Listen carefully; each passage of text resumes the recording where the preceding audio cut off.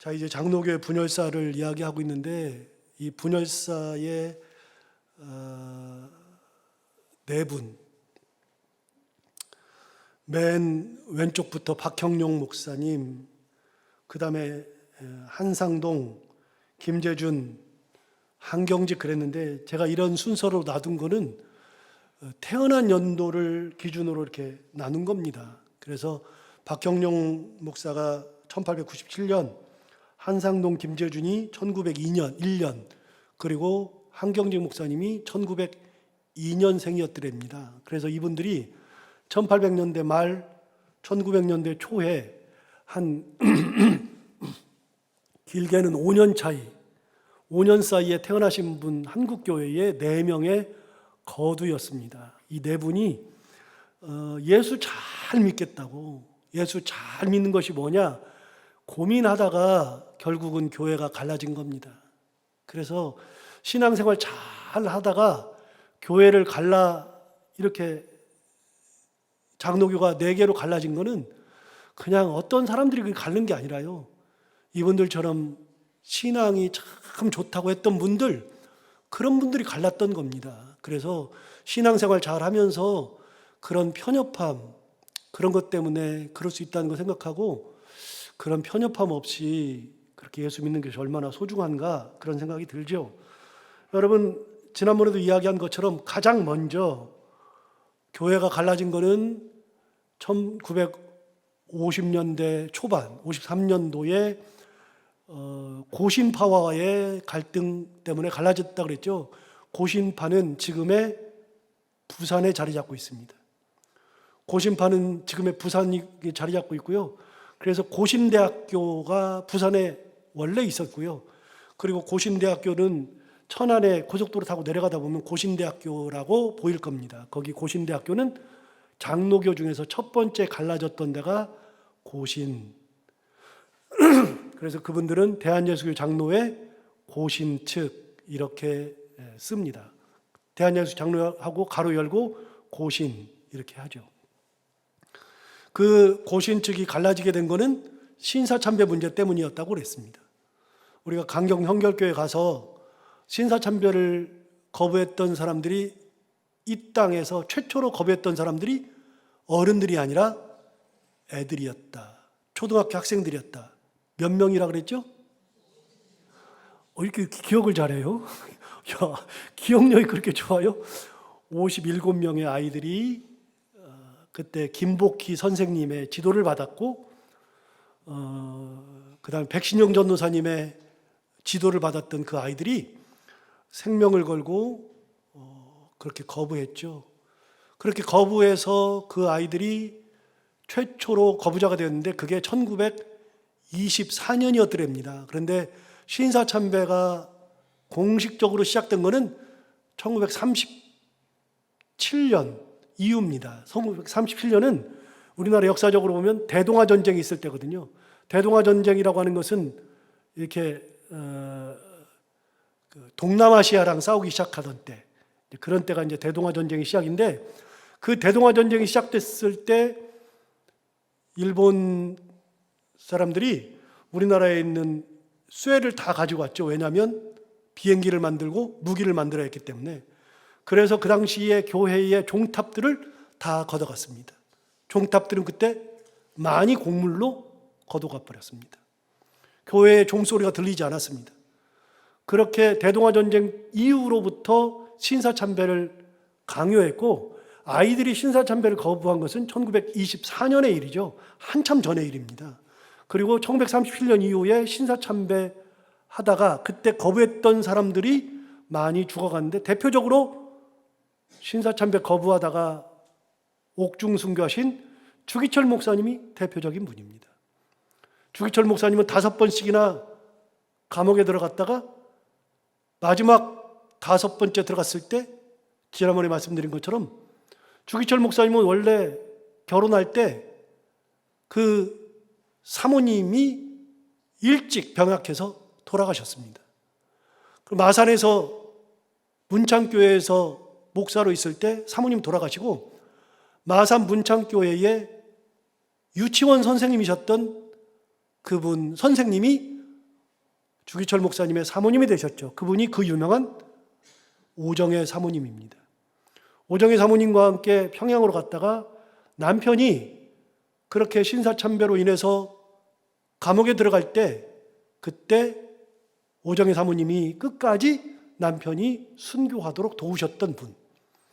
마지막으로 일본 순사들이 주기철 목사님을 회유하기 위해서 해도 안 되니까 그 부인과 애들을 불러가지고 옆에서 고문하는 모습을 보여주려고 했을 때 그걸 직감한 오정혜 사모님이 남편을 만나서 만약에 당신이 여기서 살아나오면 당신은 내 남편이 아닙니다. 유명한 말을 남겼고 그 말대로 주기철 목사님은 거기서 순교했죠. 그렇게 옥중에서 순교한 사람도 많지만 옥중에서 나온 분들, 그분들이 해방 이후에 나오게 되었는데 해방 이후에 나올 때 그분들을 뭐라고 불렀냐면 추록 성도들. 옥에서 나왔던 그런 무리들을 추록 성도들이라고 하는데 대표적인 추록 성도가 두 번째 있는 한상동 목사님이셨고, 이분이 나와서 보니까 많은 목사들이 신사참배를 했는데 그들은 부귀영화를 누리고 있고 교회에서 담임 목사를 잘하고 있고 사는데 지장이 없는데 자기들은 추록을 해서 보니까 이렇단 말이죠. 그래서 그분들이 내놓은 제시안이 3개월 동안은 설교하지 말아라, 전체 교회 앞에서 회개하여라, 이렇게 했는데 그 당시에 많은 목회자들이 그걸 거부했고, 거부한 것 때문에 한상동 목사님이 교회를 따로하기 시작했죠. 그게 고신측의 시작입니다. 고신측은 명분이 굉장히 강했습니다. 우리는 고신측이 아닙니다. 우리 선배들은 신사참배 하셨던 선배들을 두었던 우리들입니다. 우리가 그걸 알고 신앙생활해야 합니다. 좋은 것만 기억하는 것이 아니라 그런 거를 기억해야 합니다. 그래서 고신을 생각할 때마다 항상 그런 마음이 제 안에 있습니다. 그 고신 측의 사람들 얼마나 그랬을까? 한상동 목사님의 신앙은 단호했습니다. 굉장히 단호했습니다. 책을 읽어보면 엄청나게 단호했습니다. 그렇게 한상동 목사님이 첫 번째 교회를 나누게 되고 결국은 신사참배 문제로 교회가 갈라져서 장로교가 최초로 갈라진 게 고신 측과의 이별. 그 다음에 두 번째 이별은 지난번에 얘기한 것처럼 박형룡 박사와 김재준 박사의 갈등이었습니다. 평양신학교가 1938년에 이후에 문을 닫았고, 평양신학교가 문을 닫은 다음에 그 신학교를 대신하기 위해서 서울의 남산에다가 조선신학교를 세웠습니다. 조선신학교를 세워서 조선신학교라는 이름으로 한양에서 처음으로 신학교가 출발하죠. 그러니까 원래 우리 장로교의 뿌리는 평양신학교가 뿌리입니다. 우리나라에서 최초로 목사안수를 받았던 분이 7분인데 7분 중에 유명한 분, 여러분이 아시는 분을 제가 말씀드리면 대표적으로 길선주 그리고 이기풍, 이분들이 유명하죠. 이기풍 그러면 제주도에 가서 사역했던 분이셨고, 당대 이기풍 목사님은 얼마나 대단한 분이냐면 당대에 제주도로 가는 것은 모든 사람들이 선교사락을 했습니다. 제주도는 선교를 가는 지역이었습니다. 그렇게 이기풍 목사님은 선교를 가서 제주도에 가서 제주도를 복음화하기 위해서 노심초사하면서 그 이기풍 목사님의 따님이 쓰셨던 책이 있고 이기풍 목사님의 기록이 남아있는데 그걸 읽어보면 기가 막힌 이야기들이 너무나도 많습니다. 이기풍 목사님이 제주도로 가서 선교의 역할을 감당했고, 그리고 그 유명한 길선주 목사님도 초대 7명 중에 7명의 목회자 중에 한 분이었습니다. 길선주 목사님은 뭘로 유명하냐면 그분은 원래 그 집안이 유교 집안이었습니다. 그래서 한학을 하셨던 분이라서 한학을 굉장히 많이 하셨고 거기다가 돌을 닦던 분이었습니다. 길선주 목사님 유명한 게 있잖아요.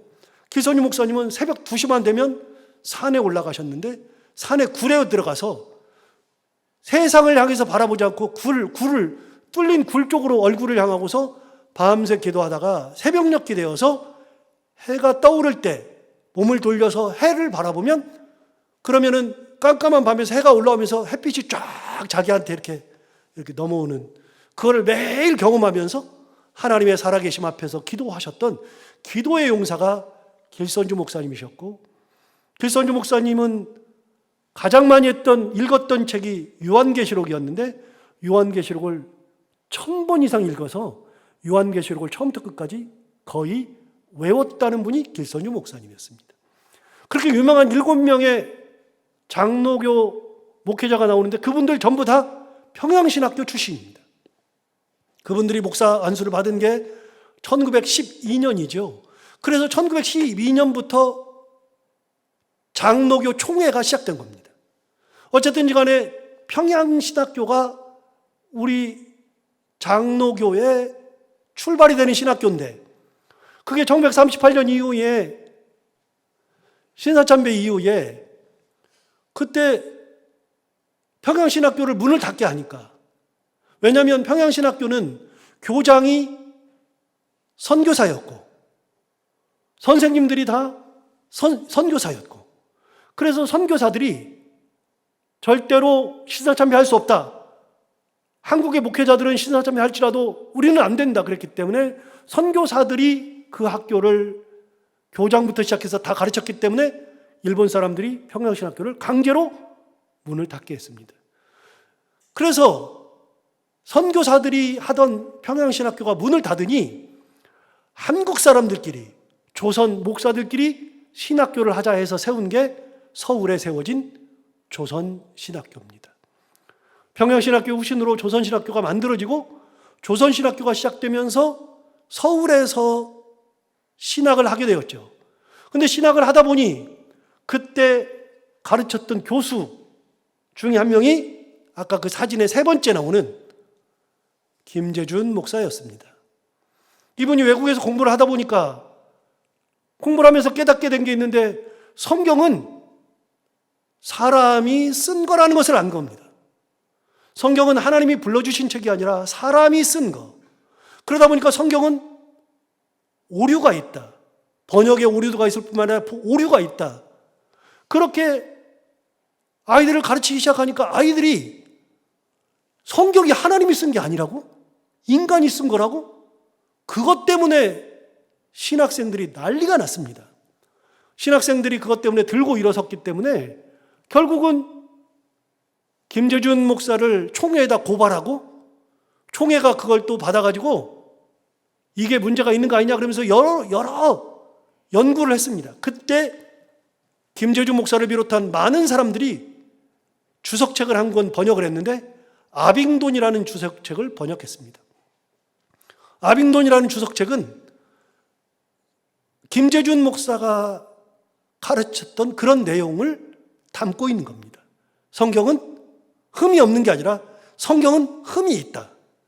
그럼에도 불구하고 하나님의 감동으로 된 책이니까 이게 하나님의 말씀이다라고 전했던 이거를 주석에서 그대로 아빙돈이라는 사람이 있었는데 그거를 번역하는 일이 있었습니다. 그걸 번역했던 사람 중에 한 사람이 김재준이었죠. 그러니까 이것 때문에 1년 넘게 총회에서 연구하고 문제가 생기고 막 그랬습니다.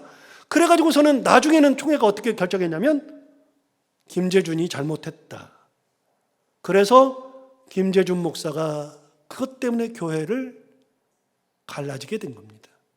그래서 두 번째 갈라지는 것이 바로 두 번째 장로교의 분열. 그래서 그때는 대한예수 장로회 가로 열고 고신 이렇게 쓰고 가로 닫고 한 게 아니라 이제는 아예 장로교를 갈랐습니다. 그래서 김재준 목사가 새로 만든 교단은 한국 기독교 장로회.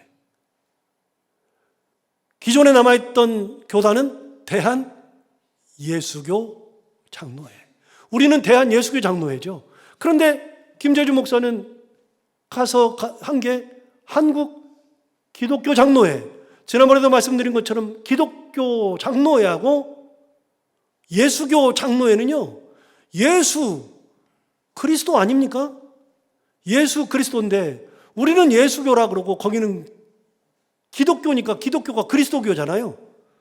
그러니까 예수와 그리스도를 찢어 발겨서 한쪽은 예수교, 한쪽은 그리스도교 그랬으니까 제가 유학했던 얘기 했잖아요. 갔더니 우리 교수님이 저한테 한국교회는 이상하대요. 뭐가 이상하냐 그랬더니 어디 한쪽에서는 예수 가지고서 그러고 한쪽에서는 그리스도 가지고 있고 그게 뭐 하는 거냐고, 왜 싸우냐고 했던 우리 교수님 말이 가끔 생각이 납니다. 제가 그러고 생각해 보니까 우리 교수님 얘기를 듣고 나서 생각해 보니까 그렇더라고요. 도대체 뭐 하는 건가 싶은 생각이 들었습니다. 아무튼 그 문제 때문에 두 번째 크게 갈라졌죠. 그게 1960년대 초반입니다. 마지막, 오늘 이야기하는 것처럼 마지막 갈라지는 것이 바로 오늘입니다. 세 번째 갈라진 것은 대한예수 장로회에서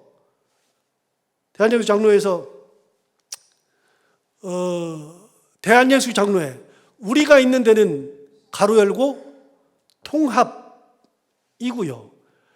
사당동에 있는 총신 측은 대한예수 장로회 가로 열고 합동입니다. 웃기지 않습니까? 합동과 통합, 뭐가 다릅니까? 저 생각할 때마다, 저는 옛날에 그걸 못 외웠어요. 이제는 이렇게 자연스럽게 외우지 않아도 그냥 알고 있지만, 여러분, 합동과 통합은 같은 말 아닙니까? 그런데 둘이 갈라졌습니다. 도대체 왜 갈라졌을까요? 이유는 간단합니다. 여러분, 이제 저기 글자를 보시면 예수교 장로회 통합대 합동의 분열 그래가지고 WCC 문제, 에큐메니칼에 의한 갈등이라고 제가 제목을 달아놓았습니다. 여러분, 이게 무슨 말일까요? 이게 무슨 말이냐면 합동과 통합이 갈라진 이유는 표면적으로는 WCC 문제입니다. 여러분, WCC 많이 들어봤죠? 그 얘기를 제가 오늘 해줄 겁니다. WCC 때문에 갈라졌다고 말하는데 그게 아닙니다. 원래는 그게 아니고요. 1959년에 대전 중앙교회에서 총회가 있었는데, 우리 교단 총회가 있었는데, 그때 WCC에서 탈퇴할 것을 주장하는 목사들끼리 싸움이 일어났습니다. 그런데 그 문제보다도 더 심각한 문제가 있어요. 사실은 이거는 그냥 표면적인 문제고요. 대전 중앙교회에서 총회하다가 싸운 겁니다. 그래서 그 총회하다가 확 붙어가지고 반으로 쫙 갈라졌습니다. 그때 재밌는 야사에 의하면 어떤 야사가 있냐면 대전 중앙교회의 사찰 집사님이 우리 통합 측, 그러니까 이쪽 반대 성향을 가진 목사들을 사찰 집사님이 쓰리바를 벗어가지고 뺨싸대를 때리는 일들이 있었습니다. 이게 총회에서 일어난 일입니다. 그래서 목사들이 이 뺨을 맞았습니다. 이 쓰리바로. 쓰리바라 그러면 안 되죠. 슬리퍼. 이게 원초적인 용어를 쓰면 안 되는데, 저도 모르게 쓰리바라고 나왔네. 그걸 벗어가지고서 막 뺨을 때리고 막 그러는 일들이 있었습니다. 그러니까 이게 굉장히 심각한 갈등이었습니다. 여러분, 어디 목사님들이 와서 총회를 하고 있는데 그 교회 사찰 집사님이 슬리퍼를 벗어가지고 뺨을 때릴 수가 있습니까? 그걸 어떻게 봅니까? 그런데 그게 가능했습니다. 왜냐하면 갈등이 워낙 심각했고, 대전중앙교회는 합동 측과 이제 맥을 같이 해서 지금 대전중앙교회는 합동 측 교회입니다. 대전중앙교회는 저희 장인어른이 다니는 교회입니다. 제가 우리 장인어른한테 그런 얘기 한 적도 없고 장모님한테 그런 얘기 한 적도 없죠. 이렇게 얘기해봐야 복잡하고 얘기하면 뭐합니까? 그런데 대전중앙교회 제가 한 2번인가 3번인가 가서 이제 제가 유학 끝나고 나서 가서 예배를 드린 적이 있는데, 거기 들어갈 때마다 항상 이게 교회는 딱 들어가는데 쓰리바 들고 있는 한 분이 이렇게 생각나는 거예요. 쓰리바 이렇게 들어갈 때마다 진짜. 왜? 저는 이제 역사를 아니까 슬리퍼 들고 있는 게 생각이 나는 거예요. 교회를 들어갈 때마다 누가 나를 때릴 것 같은 그런 느낌. 그래서 그 교회를 우리 장인어른이 열심히 다니다가 요즘은 이사하셔가지고 가끔 나가시는 것 같아서 제가 속으로는 이제 그만 나가시라고 하고 싶은데 그러지는 못하지만, 그 대전중앙교회에서 총회를 하다가 그런 사건이 있었습니다. 그런데 WCC 때문에 싸웠다고 돼 있는데, 실제로는 그게 이제 그 일이 있고 나서 어떤 일이 벌어졌냐면, 이제 좀 이따 그 원인은 제가 설명해 드릴 거예요.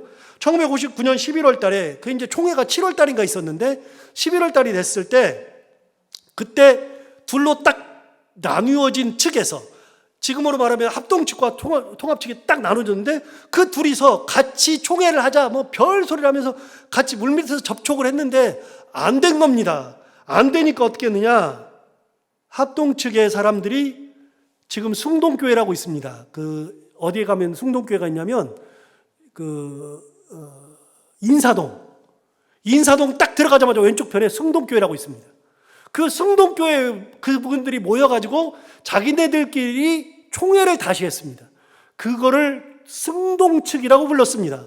그러고 나니까 지금의 우리 통합측에서는 불시에 일격을 받은 겁니다. 왜냐하면 같이 총회를 다시 하자 그랬는데 이쪽에서 모여가지고서 총회를 해버리니까 이쪽에 있는 분들은 어떻게 할 수가 없잖아요. 그러니까 저쪽에서는 숭동교회에서 모여서 총회를 했대. 자기들끼리 총회장 뽑고 그랬대. 그러니까 이쪽에서 그래 그럼 우리도 하자 그래가지고 다시 모여가지고서 어디서 모였느냐? 종로 5가에 있는 연동교회에서 모였습니다. 그래서 이쪽을 숭동측, 이쪽을 연동측 그렇게 한 겁니다. 여러분 연동교회는 우리 측이잖아요. 연동교회는 우리 측이고요. 숭동교회는 합동측입니다. 그래서 둘이 나누어 가지고서 총회를 해가지고서 생겼습니다. 그런데 WCC 문제가 아니라 사실은 WCC는 표면적인 문제고 실질적으로 수면에 있었던 문제가 하나 있습니다. 여러분 누구랑 관련이 있냐면 박형룡 목사랑 관련이 있습니다. 박형룡 그러면 아까 본 것처럼 이분이 박형룡 목사 아닙니까? 맨 왼쪽에 있는 분 이분이 합동측의 거두인데 이분이 박형룡 목사가 당대의 조선신학교가 저쪽으로 넘어가면서 김재준 목사가 교단을 가르면서 한국 기독교 장로를 하면서 조선신학교를 이름을 가져갔습니다. 그래서 여러분 지금의 한신대학교 있죠? 수원의 한신대학교, 그 다음에 저쪽 저기 서울 저쪽 끝에 거기에도 한신대학교 대학원이 있는데 한신대학교가 조선신학교의 후신입니다.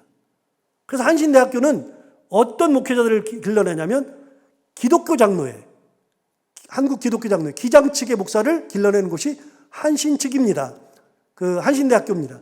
이분 김재준 목사는 갔고 그 다음에 박형룡 목사가 조선신학교가 없어진 다음에 우리 교단에서 새로 만든 신학교가 장로교 신학교입니다.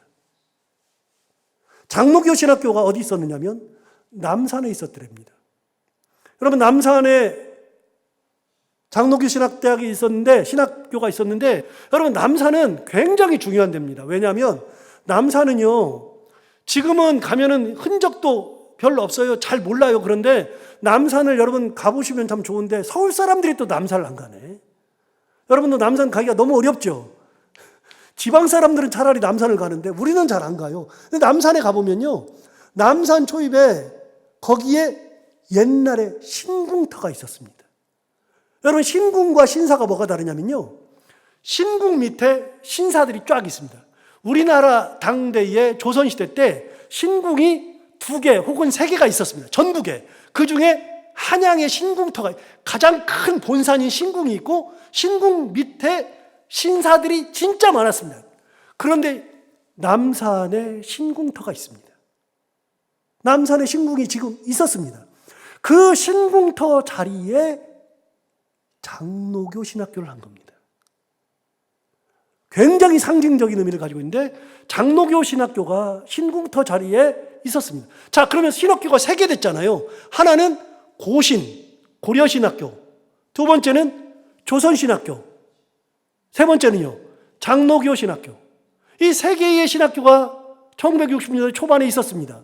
고신은 고신 측에서 고려신학교, 그 다음에 이쪽 조선신학교는 후에 한신대학교, 그 다음에 장로교 신학교가 있었는데 그 장로교 신학교가 남산에 있었습니다.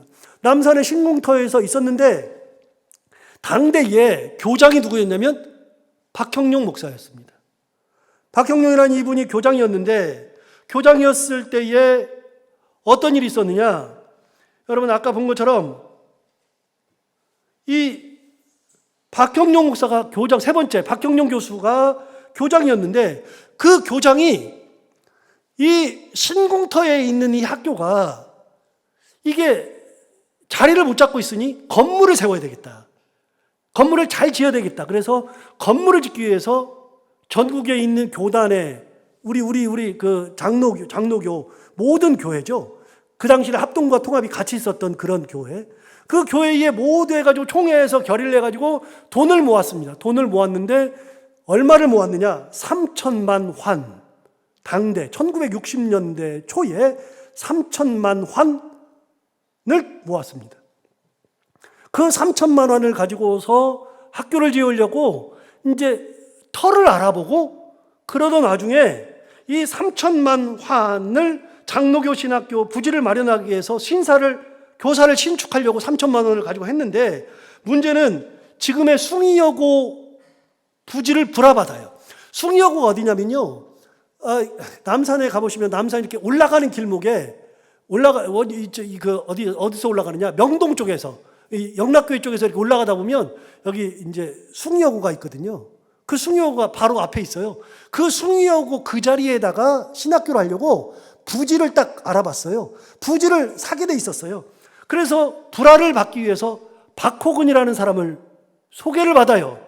그런데 박호근하고 이제 계약을 맺죠. 3천만 원을 주고서 이 땅을 사고 뭐 이렇게 해서 계약을 맺는데 그 3천만 원을 가지고 계약을 할 때 어떤 일이 벌어졌냐면 이 박형룡 교장이 그거를 전체 이사회에다가 다 내놓고 이사회에다가 이런 사람이 있고 이렇게 계약을 하려고 하니 이렇게 할 거다. 그렇게 다 해야 되는데 이사회랑 이렇게 이사회에 내놓지 않고 이사들은 알지도 못하는데 총무처장하고만 딱 얘기를 한 상태에서 그 돈 3천만 원을 박호근한테 줘버린 겁니다.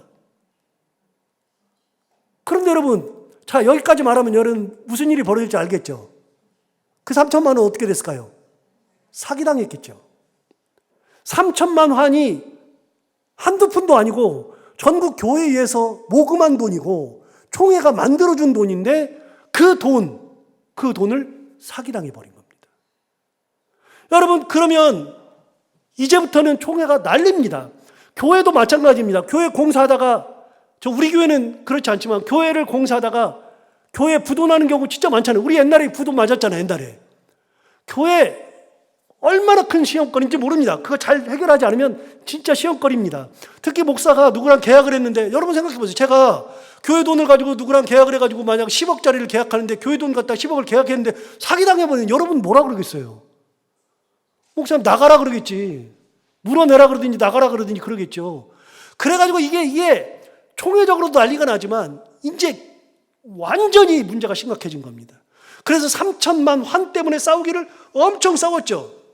결국 이 돈이 사기당하게 되고 이 돈을 사기당하니까 둘로 목사들이 확 갈라진 겁니다. 하나는 이렇게 말한 겁니다. 그 3천만 원 어떡할 거냐? 3천만 원 너 어떻게 할 거냐? 해결해야 된다. 이렇게 나온 측이 우리 측입니다. 통합 측에서는 3천만 원 해결해라. 아니면 당신 교장 그만하고 당신 물러나고 그러면서 우리 측에서는 3천만 환을 해결하자. 해야 된다. 그런데 다른 쪽 지금의 합동 측은 야, 박형룡 박사가 사기 당하고 싶어서 사기 당했니? 자기가 입마에 폭해됐니?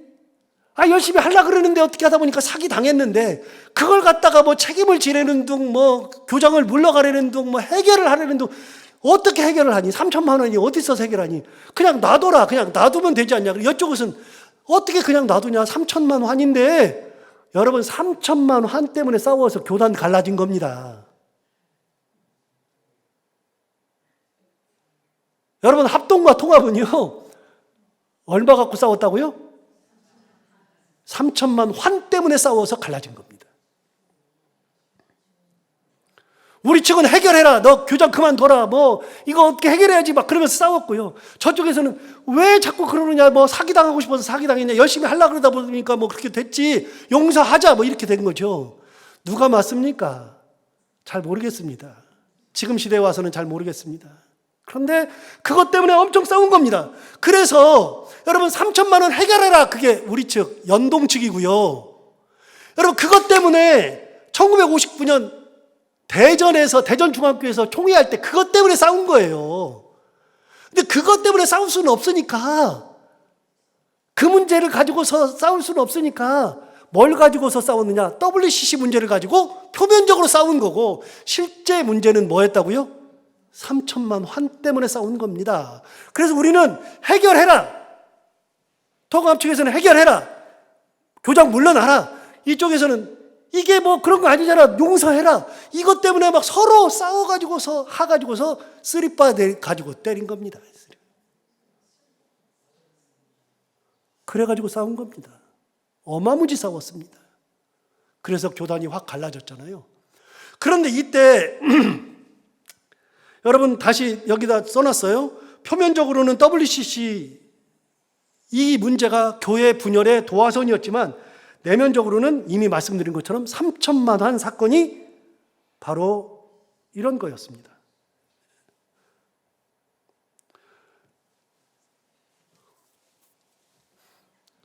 여러분, 그러면 이제 여기서 이제 짚고 넘어가야 되겠죠. 제가 그동안 한 번도 WCC 문제에 대해서는 이야기한 적이 없으니까요.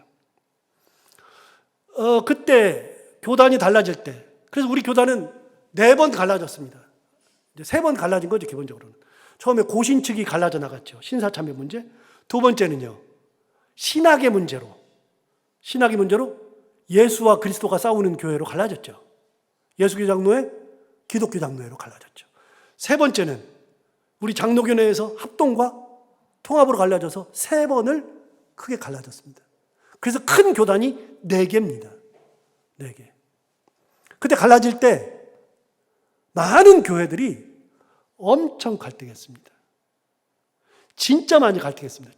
맨 마지막에 합동과 통합이 갈라질 때는 정말로 많이 고민했습니다.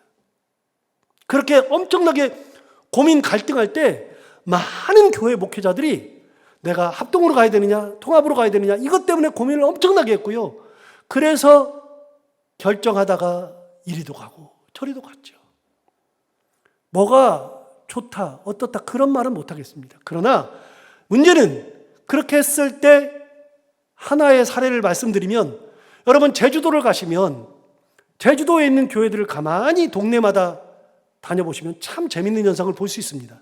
이미 말씀드린 것처럼 처음에 이거를 말씀드릴 때 제가 무슨 말씀을 드린 적이 있냐면, 여러분 우리 한국교회 전통 중에는 여러 가지 좋은 전통이 있는데 그게 뭐냐면 장로교가 들어올 때 하나로 들어왔고 하나만 있었다. 두 번째는 우리는 옛날부터 지금까지 성경책을 같이 번역하고 찬송가를 같은 찬송가를 부른다. 이런 게 놀라운 전통이 있잖아요. 그러면서 처음에 선교사들이 들어올 때 장로교도 다 하나 묶어서 하나였지만 감리교가 들어올 때도 감리교가 굉장히 크니까 장로교와 감리교가 가는 곳마다 교회 개척 때문에 싸우게 생겼으니까 장로교와 감리교의 선교사들이 만나서 우리가 한 지역에 같이 들어가면 엄청 싸우니까 우리나라를 나누자. 그래가지고서 나눴다 그랬잖아요. 여러분 많이 나눴는데 대표적으로 안 나눈 지역들이 있습니다. 한양을 나누지 않았고요. 서울은 워낙에 크고 서로 간에 들어오고 싶으니까. 원산 이런 데는 나누지 않았습니다. 거기도 원산도 굉장히 큰 도시니까요. 거기는 장로교, 감리교가 같이 들어갔지만 나머지 지역은 다 갈랐습니다. 우리 교회 한국교회 전통입니다. 그래서 갈른 것 중에 장로교가 더 컸기 때문에 전라남북도 이 지역은 남장로교가, 경상남도는 호주 장로교가, 경상북도는 캐나다 장로교가 그랬지만 충청도 지방은 누가요? 감리교라 그랬잖아요. 강화도는요? 감리교라 그랬잖아요. 인천은요? 감리교예요. 여러분 이쪽 지역은 전부 다 감리교의 선교 구역이었습니다. 그래서 여러분 충청도를 가보면 제가 지난번에도 우스개로 이렇게 설명드렸지만 충청도에 있는 도시 말고요. 도시는 이제는 뭐 많은 교단이 들어가 있으니까 상관없는데요. 도시 말고 충청도에 있는 시골 지역을 가보시면 읍이나 면이나 이런 데 가면 큰 교회, 성도들이 많이 모이는 교회, 전통 있는 교회는 전부 다 감리교육. 무조건 다 감리교육. 강화도 가면서 보세요. 전부 다 감리교입니다. 그런데 여러분, 우리 교단이 갈라질 때 제주도는 장로교가 주였습니다. 제주도의 장로교가 주였는데 장로교가 둘로 갈라졌을 때, 합동과 통합이 1962년에 갈라질 때, 이 둘이 딱 갈라질 때 제주도에 있는 교회들이 엄청 갈등했습니다. 합동으로 갈 거냐, 통합으로 갈 거냐. 그때 제주도에 있는 거기 모슬포에 있는 한 교회의 목사님이 제주도에 가장 큰 어르신이 계셨는데, 그 어르신이 가만히 기도하다가 그분 한마디에 다 그분의 말씀을 따르도록 제주도는 되어 있었습니다. 그분이 어떻게 결정했냐면, 기도한 후에 우리는 통합측으로 남는다. 그래서 여러분, 제주도에 제주시, 그 다음에 서귀포시 말고 일반 표선, 그 다음에 성산포, 그 다음에 강정, 그 다음에 그 의기, 남원, 이런 조촌, 이런 모든 제주도의 기본적인 지역들은 전부 다 우리 통합측입니다. 그분 한 분의 결정으로. 그래서 여러분, 제주도의 교회사를 알고 가서 보면 좋은데, 모르고서 그냥 가잖아요. 그러면 아무 생각이 없어요. 그냥 몰라요. 충청도도 가면은 그게 감리교가 많다는 것을 의식하지 못해요. 그런데 여러분이 이제 많이 들었기 때문에 충청도 가서 지역을 가다가, 시골길을 가다가 교회를 딱 보면 교회 마크가 전부 다 감리교입니다. 전부 다. 강화도요, 무조건 다 감리교입니다. 인천도 감리교가 엄청 셉니다. 인천 감리교 진짜 셉니다. 인천에. 어쨌든 그런데 제주도는 다 통합측으로 남았죠. 자, 이제는 마지막. 이제 합동측과 통합측이 나눠질 때 가장 큰 기본적인 문제는 3천만 환으로 싸웠다 그랬습니다. 그런데 3천만 환으로 싸운 거는 이게 표면에 나타나지 않고 그걸 다 알고 있는데 이걸로 싸울 수 없으니까 승동측과 연동측. 자, 이 정도 하면 이제 승동측은 어디예요? 연동측은 통합측이죠. 우리가 연동교회 쪽이니까. 여러분, 승동측과 연동측이 막 싸웠는데 그걸 싸우게 된 가장 큰 게 WCC 문제였습니다. 당대의 장로교는 WCC에 가입되어 있었습니다. 그런데 연동측 사람들은 그럼 계속 우리는 WCC 간다 그러는데 승동측 사람들은 WCC를 가면 안 된대요. 그거를 가지고서 총회에서 엄청 싸웠습니다. 원래 가입되어 있었는데 싸우면서 WCC에서 나와야 된다. 승동측. WCC 가지고 있었는데 왜 그러냐. 그냥 계속 가자. 그러니까 그거는 연동측. 하도 승동측에서 뭐라고 하니까 연동측에서 그래, 그러면 우리도 나올게. 우리 나오고 교회 깨지 말자. 같이 가자. 우리도 WCC에서 나올게 그랬습니다. 양보하면서. 그런데 결국은 그 문제가 아니었기 때문에 갈라졌잖아요. 그럼 도대체 WCC를 가지고서 왜 말했느냐. 여러분, 몇 년 전에 제가 우리 교회 부임해서 WCC 가지고서 말하시는 분들이 꽤 많았습니다. 이유가 뭐냐면 당대의 WCC가 어디에서 열렸냐면 WCC라고 하는 말의 뜻은 뭐냐면 월드 크리스천 카운슬, 그래서 세계 교회 협의회입니다. 세계에 있는 교회들이 함께 모여서 협의회를 하는 거죠. 여러분, 사실 우리 성도들은요 WCC를 몰라요. 잘 모르는데 하도 WCC 그러고 제가 가끔 얘기하잖아요. 여러분, 이 유튜브가 진짜 좋은데요. 유튜브는 좋음에도 불구하고 하나의 단점은요, 세상의 모든 정보가 다 들어있다는 겁니다. 이게 얼마나 큰 문제냐면요, 여러분, 유튜브에서요, 나도 모르는 사이에 구원 치면은요, 구원에 대한 것들이 쫙 뜹니다. 제가 딱 보면 어디서 만들었는지를 보거든요. 이거 누가 만들었느냐, 어디서 만들었냐. 영화도요, 기독교 영화를 치잖아요. 그럼 기독교 영화가 고전의 기독교 영화만 있는 게 아니라 기독교 영화들이 막 떠요. 그래서 막 쫙 보잖아요. 그러면은 그걸 제가 이렇게 클릭해서 들어가서 봐요. 엄청나게 은혜가 있어요. 그래서 쫙 보다 보면 좀 이상한데? 그러고서 누가 만들었나 보면은요, 이단들이 만든 겁니다. 여러분, 유튜브는 이단과 정통을 구분하지 못합니다. 모든 정보가 다 올라와 있습니다. 신천지 정보 다 올라와 있습니다. 여러분, 하나님의 성에 다 올라와 있습니다. 무슨 별것들이 다 올라와 있습니다. 유튜브를 함부로 보면은 절대로 안 됩니다. 여러분, 목사들이 설교를 잘한다 그래가지고 그 목사 이게 유튜브가 얼마나 이게 머리가 좋냐면요. 이게 지금은 AI가 있으니까 그런데 AI가 있기 전에 알고리즘이 어떻게 되어 있냐면요. 예를 들어서 이렇습니다. 제가 목사 설교를 딱 쳐가지고 목사 설교를 보잖아요.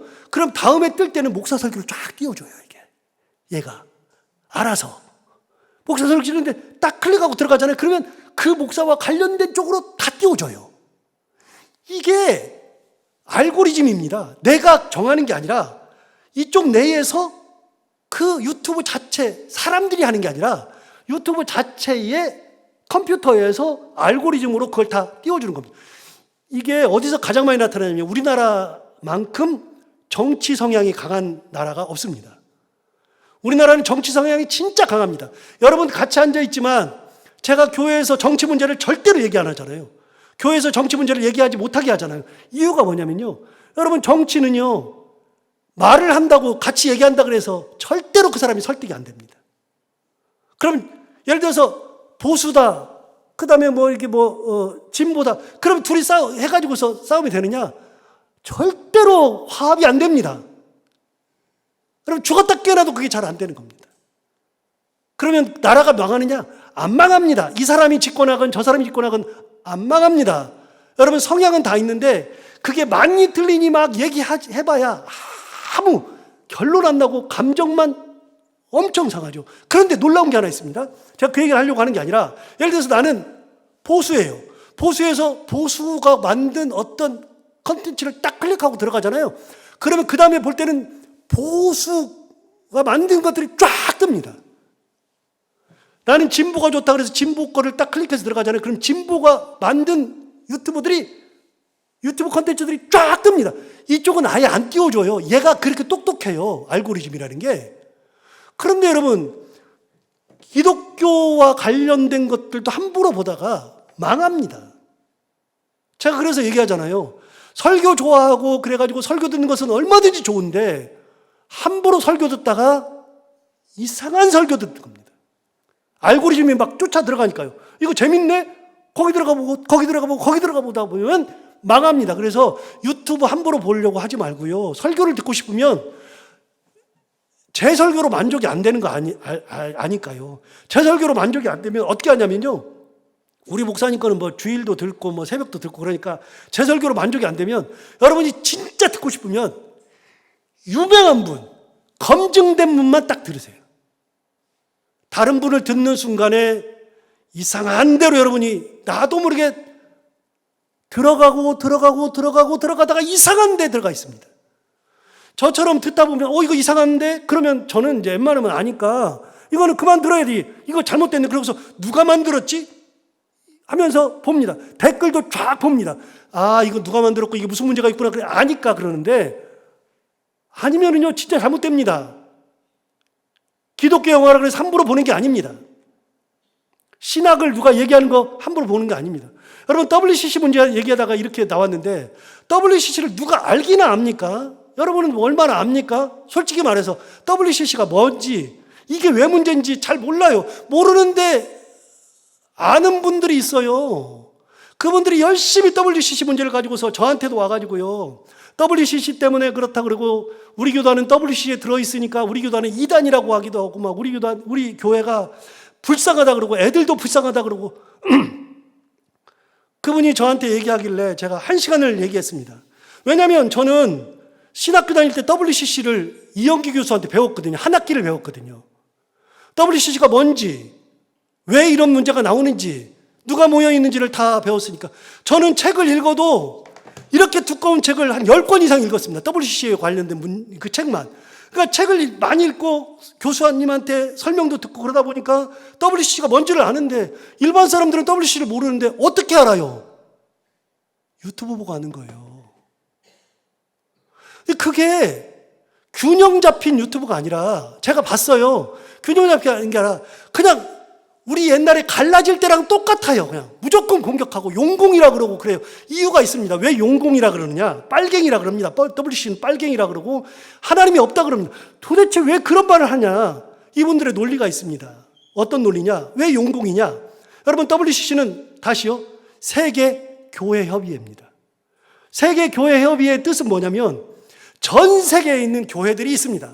여러분 전 세계에 있는 교회들이 있는데 이 교회들이 다 자기 하나님을 고백하고 찬양을 하고 예배를 드리고 하는데 교단마다 다르고 뭐마다 다르고 다 달라요. 그런데 우리는 다 하나님을 고백하는 하나님의 백성들이므로 전 세계에 있는 교회들이 함께 모여서 같은 교단을 만들고 같은 것을 하자는 게 아니라 우리가 고백하는 하나님 앞에 1년에 한 번이라도 같이 똑같은 폼을 만들어서 같이 예배하는 그런 공동체를 만들어 보자. 그리고 같이 돈을 내서 세계의 평화 문제, 환경의 문제, 여러 가지 문제를 같이 우리가 예수 믿는 사람으로서 해보자. 그렇게 하다 보니까 거기에 들어와 있는 교단들이 누구냐? 우리만 들어와 있는 게 아니고 감리교, 성결교, 순복음 비롯한 많은 교단들과 더불어서 뭐가 들어와 있느냐? 천주교가 들어와 있고 그 다음에 러시아 종교회, 그리스 정교회, 불가리아 정교회, 정교회는 워낙 많으니까 그런 것들이 다 들어와 있어요. 그런데 여러분 가만히 보니까 러시아 종교가 들어와 있네? 이거 빨갱이들 아니야? 이게 논리입니다, 이게. 여러분 그런데 WCC는요 뭔 얘기냐면 우리가 예수 그리스도를 함께 고백해보자. 1년에 한 번이라도 고백해보자. 그러니까 신학이 달라요. 신학이 같이 하나를 만들 수가 없어. 대표적으로 여러분 우리는 감리교는 이단이 아니잖아요. 감리교가 이단 아니잖아요. 성결교 이단 아니잖아요. 그런데 여러분 감리교와 우리는요 절대로 신학을 함께 할 수 없습니다. 이유가 뭐냐면 감리교의 구원론과 우리 구원론이 다릅니다. 우리는 구원론이 뭐냐면 이신칭의, 이신칭이 뭐냐면 오직 믿음으로 말미암아 의롭다 하심을 얻는다. 이신칭이 교리입니다. 그래서 믿음으로만 구원을 얻는 겁니다. 믿음 외에는 아무것도 없죠. 우리 여러분 어떻게 구원받습니까? 믿음으로 받죠. 오직 믿음으로. 감리교는 오직 믿음이라고 안 합니다. 믿음에다가 뭐가 있느냐? 감리교는 이중 구원이어서 두 번째 구원이 있어서 이게 뭐냐면 내가 그 하나님의 부르심에 응답하는 게 있어야 됩니다. 여러분 우리는 응답과 더불어서 하나님이 나를 택하심, 예정하심, 장로교는 예정하심과 택하심이 있는 거죠. 그래서 나의 의지랑 상관없이 하나님 나를 예정하셨어요. 나를 택하셨어요. 그러니까 나는 죄인인데 하나님의 은혜 가운데 내가 구원의 길로 가는 겁니다. 그런데 감리교는 그렇게 말하지 않습니다. 하나님께서 나를 택하시고 예정하시고 나에게 은혜 주시고 믿음을 주시고 하는 것은 있지만 하나님이 나를 부르시는 게 있는데 나는 가만히 하나님의 은혜 가운데 그냥 따라가는 게 아니라 내가 그 부르심에 응답을 해야 된다는 겁니다. 인간의 응답이 있습니다. 여러분 우리는 인간의 응답과 상관이 없어요. 우리 교리는 응답과 상관없이 하나님의 부르심으로 내가 구원받는 겁니다. 내가 믿음을 가지고 구원받는 겁니다. 그런데 그게 아닙니다. 감리교는 응답이 있어야 됩니다. 그래서 감리교는 이렇게 말합니다. 우리는 오로지 하나님의 믿음으로 내가 이렇게 했을 때 하나님이 내 손을 이렇게 잡아서 나를 이끌고 가시는 하나님의 은혜의 길로 이끌고 가시고 구원의 길로 이끌고 가시는 이 하나님의 절대 손이 내 의지랑 상관없이 나를 이끌고 가시는 것이 우리고요. 감리교는 그게 아니라 하나님의 부르심에 내가 손을 맞잡고 응답해야 간다는 겁니다. 여러분 감리교의 구원은 우리랑은 사뭇 다릅니다. 우리 이단이라고 안 하잖아요. 그런 사람들이 모여 있는 거예요. 그래서 전 세계에 있는 많은 교파들이 함께 모일 수가 없습니다. 함께 교단을 만들 수가 없습니다. 그래서 그러면 우리가 예수를 믿는다 그러는데 어떻게 하면 우리의 공통분모가 뭐냐 하고서 찾아보니까 공통분모는 하나밖에 없는 거예요. 이걸 가지고 해석하는 게 너무나도 많고 힘들고 그러니까 이런 성경을 딱 덮어놓고 이거 해석하지 말자. 대신 하나만 해보자. 뭐라느냐? 우리가 같이 고백하는 게 뭐냐? 전 교단이 이 세상에 있는 모든 교회가 고백하는 게 딱 하나는 똑같이 하는 게 있어요. 뭐요? 사도신경을 똑같이 고백해요. 사도신경은 똑같이 고백해요. 사도신경이 뭐예요? 사도들이 만든 믿음의 경전이잖아요.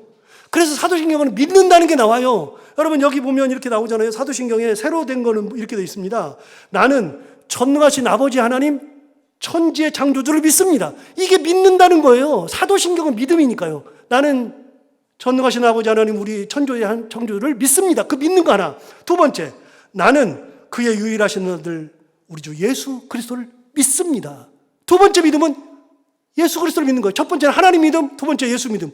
그런데 예수 믿음은 좀 더 많아요. 하나님 믿음은 아까 그랬잖아요. 전능하신 아버지였죠. 하나님은. 두 번째는 하나님은 천재 창조주였죠. 그런데 예수님은 좀 더 많아요. 나는 그의 유일하신 아들. 그러니까 예수님은 유일하신 아들임을 내가 믿고, 그 다음에 성령으로 잉태되어 동정녀의 말의 기를 하시고, 이것도 믿고, 그 다음에 본디오 빌라도에게 고난을 받아 십자가에 못 박혀 죽으시고, 이것도 믿고, 장사된 지 사흘 만에 죽은 자 가운데서 살아나셨으며, 이것도 믿고, 하늘에 오르시어 전능하신 아버지 하나님의 우편에 앉아 계시다가, 이것도 믿고, 거기로부터 살아있는 자와 죽은 자를 심판하러 오십니다. 예수는 많습니다. 믿는 게. 그거를 사도들이 옛날에 전도할 때 만든 것이 사도신경이죠. 첫 번째 하나님 믿음, 두 번째 예수 그리스도 믿음, 세 번째는 무슨 믿음이냐? 나는 성령을 믿으며. 성부, 성자, 성령에 대한 고백이 들어있는 것이 믿음이죠. 이게 사도신경이죠. 그 다음에는 성부, 성자, 성령 외에 다른 것, 이 땅의 것들 믿어요.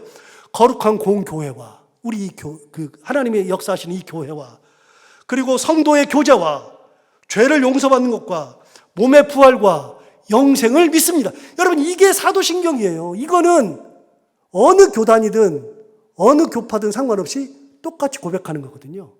그래서 다른 신학적 얘기를 하면 너무 복잡하고 하나도 되지 않고, 여러분 우리는 감리교랑도 신학이 달라가지고 얘기가 안 되는데 다른 데랑 어떻게 얘기가 됩니까? 그러니까 그런 얘기 하지 말고 사도신경을 기본으로 해서 우리의 신앙을 같이 한번 고백하는 날을 갖자.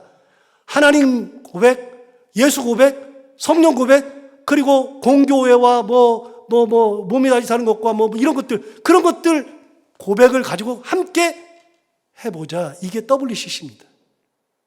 같이 뭘 해가지고서 교단을 함께 만들자, 그런 것이 아니고요. 그래가지고서는 모든 하나님을 믿는 사람들이 함께 돈을 내서 환경의 문제, 전쟁과 평화의 문제, 이런 것들을 같이 예수의 이름으로 같이 해보자. 이게 WCC거든요. 그런데 WCC를 하면은 러시아 종교가 들어와 있네? 이거 빨갱이네. 너무나도 이원적이고 단순한, 그렇게 얘기하는 거예요. 빨갱이들이라고. 우리 이단이래요. 우리는 구원이 없대요. 여러분이 제 설교를 들어봐서 알지만 제가 구원이 없는 사람이에요? 저만큼 구원에 확실한 사람이 없을 텐데. 그런데 그렇게 막 구원도 없다 그러고 빨갱이라고 그러고 막 그렇게 해요. 그거를 아무 여과 없이 유튜브만 보다가 저한테 찾아가서 얘기하는데, 제가 1시간 동안을 이거 외에도 할 얘기가 많으니까 막 얘기를 했는데도 이미 결정을 다 하고 오니까 얘기가 안 돼. 결국은 떠나야죠. 여러분, 그래서 WCC가 왜 문제가 됐냐면, 그때 부산에서 백스코에서 WCC 총회를 했다고요. 1년에 한 번씩 각 나라를 돌아다니는데 WCC 총회를 할 때, 그때 우리나라 한국에서 준비하는 준비위원장이 명성교회 목사님이셨잖아요. 우리가 명성교회 측이라고 이단이라고 그러고 막 이렇게 얘기를 했었죠. 다 좋아요. 그렇게 믿으려면 믿으라 그래요. 공부를 하고 좀 믿었으면 좋겠어요. 공부를 좀 하고 알면 좋겠어요. 그래서 제가 가끔 말씀드리잖아요. 여러분, 이단들이 여러분들을 꿰거나 이단들이 무슨 얘기를 하면 되도록이면 싸우려고 하지 말아요. 이단들하고 말싸움에서 이길 사람 한 명도 없으니까.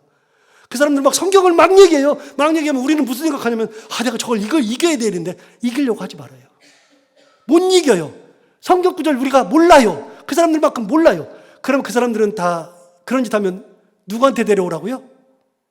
저한테 데려오라고요. 그런데 저도 그 사람들의 논리를 못 이길 때가 있어요. 그럼 제가 못 이기니까 창피해요?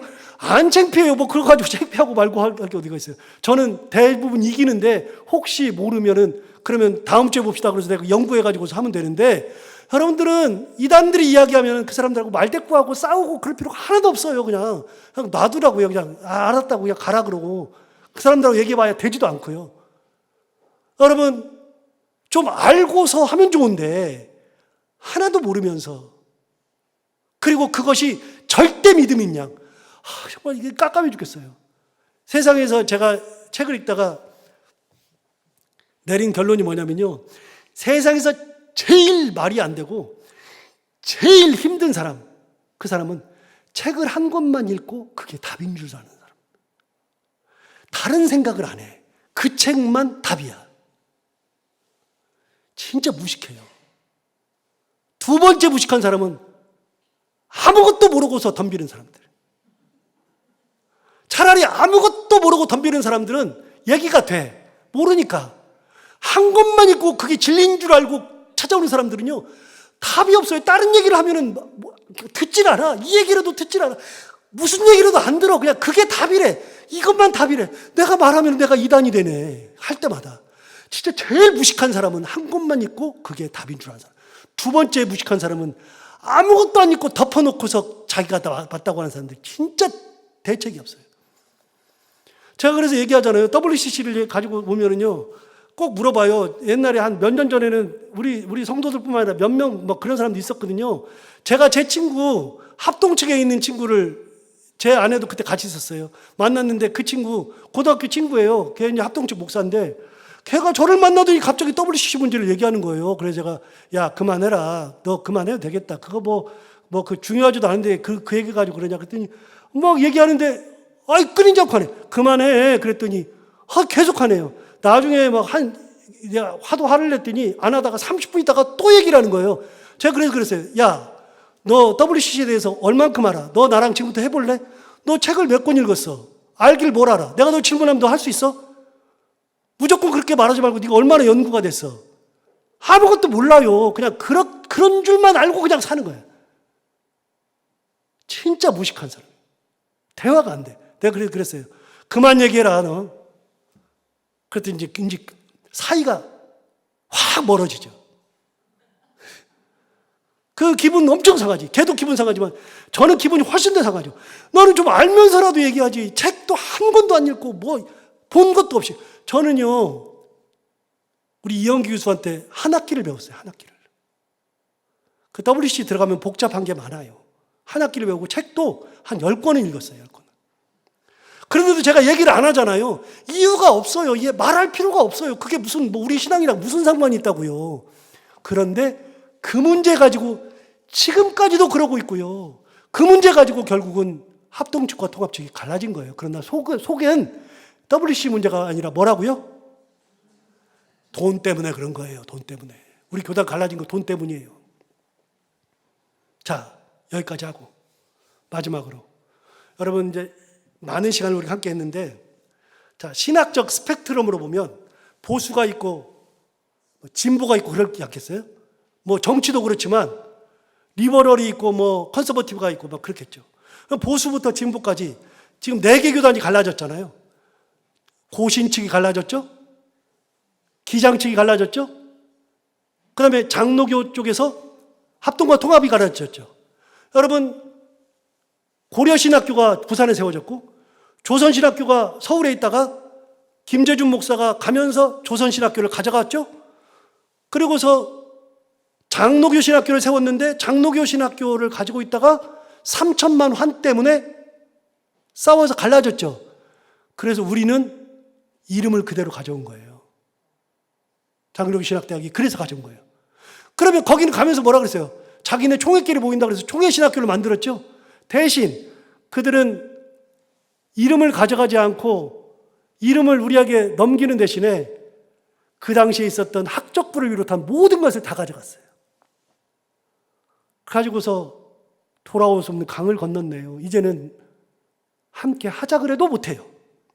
자, 그러면 신학적 스펙트럼으로 보면 가장 진짜 꼴통 보수과 진짜 이거는 망나니처럼 이렇게 생각하는 게 있잖아요.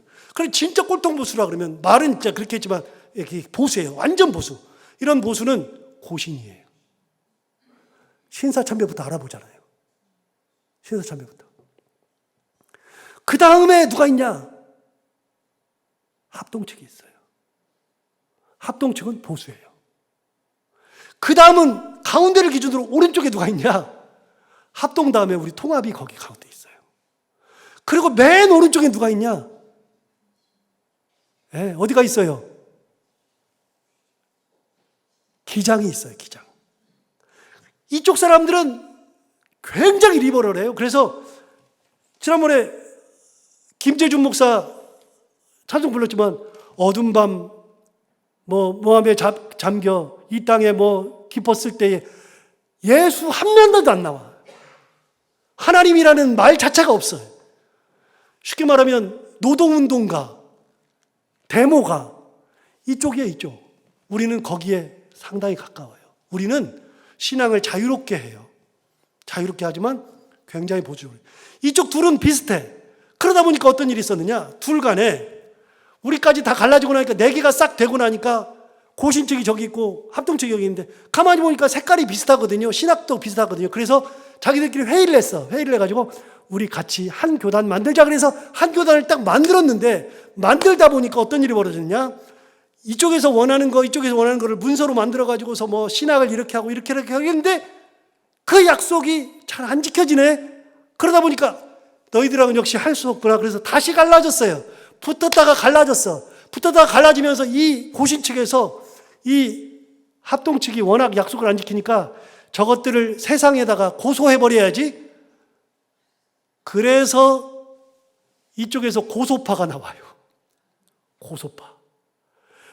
성경에 고소하지 말라 그래서 비고소파가 나와요. 고소파와 비고소파가 나와서 자기네들끼리 이제 고신지끼리 싸웠네. 싸워가지고 비고소파는 합동으로 붙어버리고 고소파만 남은 거예요. 그래서 고신 측은 굉장히 쪼그라들었어요. 지난번에 얘기했잖아요. 서울의 충현교회는 원래 고신측 교회예요.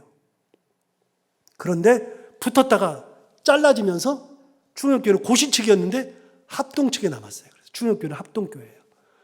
그래서 이런 여러 가지의 분열을 통해서 여기까지 왔고요. 그리고 합동측은요, 이제 여기가 가장 큰 문제 중에 하나인데, 남의 교단 문제 있다 그러면 안 되지만, 이게 문제 중에 하나인데 뭐냐면, 합동측은요, 대분열을 해서 합동측에서만 100몇 개가 나와. 100몇 개가. 합동측에서. 그래서 장로교 이름도 없고, 빚도 없고, 아무것도 없는 건 다 어디서 나오느냐? 합동측에서 다 나왔어요. 다. 기장은 변한 적이 없어요. 우리 통합도 갈라진 적이 없어요. 우리는 딱 그대로 가요. 고신 측은 붙었다가 떨어지면서 쪼그라들었어. 합동 측은 대분열이 있어가지고 우리나라 장로교가 170 몇 개랍니다. 그 모든 것은 합동 측에서 다 생산되었죠. 이게 우리가 가고 있는 길입니다. 우리는 어디 있습니까? 바로 여기 있습니다. 여러분, 우리가 서 있는 길을 알고 가는 것이 진짜로 중요합니다. 꼭 아셔야만 되고, 언젠가 기회가 되면 말씀을 드려야 되겠다. 한번 말씀을 드려야 되겠다 싶었는데 이번 기회가 그런 기회고, 박형룡 목사는 굉장히 보수적인 사람이잖아요. 한경정 목사님은 또 그게 아니고요. 이분들에 대한 이야기, 네 분들에 대한 이야기는 또 나중에 하기로 하고, 오늘 마지막으로 한경정 목사님이 작사 작곡하셨던 444장 찬송 한번 하고 마치도록 하겠습니다.